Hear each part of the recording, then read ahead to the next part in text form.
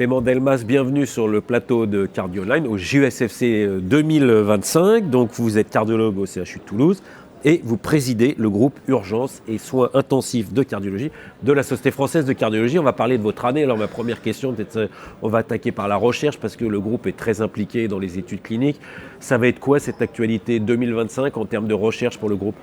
Alors la première chose déjà, c'est continuer et finaliser tout ce qui a été débuté. L'étude French Shock qui date de 2016, mais avec encore des études ancillaires en cours de publication. L'étude addicto-usique menée par l'équipe de Lariboisière, notamment Théo Petzel et Patrick Henry, avec des études ancillaires en cours.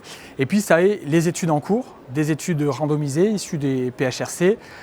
L'étude ULIS, qui étudie une pompe axiale percutanée dans le choc cardiogénique ischémique menée par Laurent Bonello et moi-même, qui est en cours d'inclusion. On a l'étude d'Apaprotector avec la dapagliflozine en post-infarctus du myocarde par Étienne Pumera.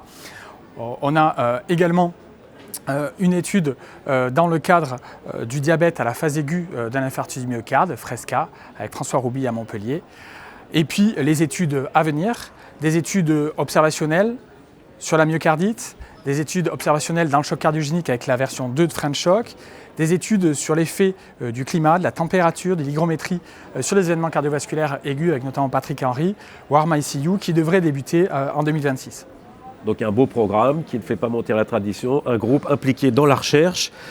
Pour ça aussi, il faut former des jeunes, donc un groupe qui a créé un DIU. Où est-ce qu'il en est ce DIU? Comment ça se passe? Donc on a deux DIU. On a un DIU qui est tourné vers nos collègues paramédicaux, pièce maîtresse dans la prise en charge des patients à la phase aiguë des événements cardiovasculaires, strictement online, coordonné par l'équipe de Lyon qui marche très bien, inter-université.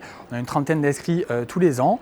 Et on a un DU médical que l'on coordonne Guillaume Dillinger à Lariboisière et moi-même, qui se fait sur une quinzaine de sessions strictement online, ce qui permet d'avoir tous les experts nationaux dans le domaine, avec un peu plus de 150 à quasiment 200 inscrits tous les ans, et qui nous permet de former les générations après nous pour prendre en charge ces patients. Donc ça, c'est vraiment le point important du groupe depuis déjà quelques années.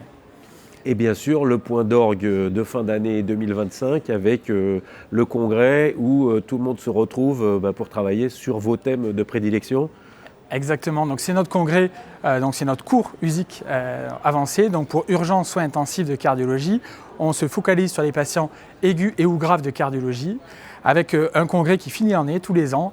On a fini l'année dernière les 5 et 6 décembre à Issy-les-Moulineaux, à quasiment 600 participants. On a le même objectif pour 2025, ça sera les 4 et 5 décembre, toujours à Issy-les-Moulineaux, avec là aussi une formation qui est tournée vers les jeunes.